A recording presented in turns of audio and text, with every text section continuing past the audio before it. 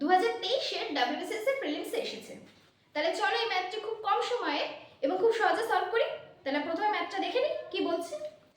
যে ক্ষুদ্রতম সংখ্যা যোগ করলে 8798 ইনটু 8792 একটি পূর্ণবর্গ সংখ্যা। যে সংখ্যাটা দিয়েছে এটা লিখে নিই।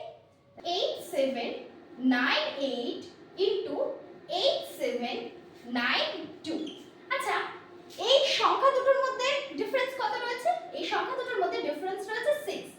এবার এই 6 কে যদি আমরা 2 দিয়ে ডিভাইড করি তাহলে আমরা কত পাচ্ছি? 3। আচ্ছা, এই সংখ্যাটাকে আমরা এইভাবে লিখতে পারি না যে 8795 প্লাস 3, এবং এই সংখ্যাটাকে আমরা এইভাবে লিখতে পারি তো 8795 মাইনাস 3। আচ্ছা, এই যে এই ফর্মটা দেখে একটা সূত্র কথা মাথায় আসছে না? কি সূত্র? a square minus b square. তাহলে a square minus b square কি? a plus b and a minus b। এটাকে যদি আমরা a ধরি, এটাকে যদি আমরা b ধরি, তাহলে আমরা কি লিখতে পারি?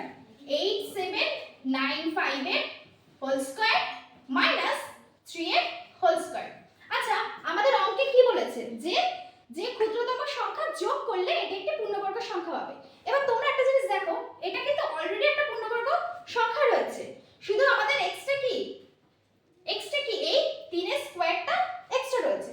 আমরা যদি এর সাথে আরেকটা 3 এর স্কয়ার যদি যোগ করি, তাহলে তো এটা এই 3 এর স্কয়ার কেটে যাচ্ছে, তাহলে এটা পূর্ণবর্গ সংখ্যা হয়ে যাচ্ছে।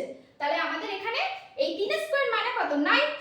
এবার 3 এর স্কয়ার মানে কত? 9। তাহলে আমাদের অপশনে কি বলছে? 9।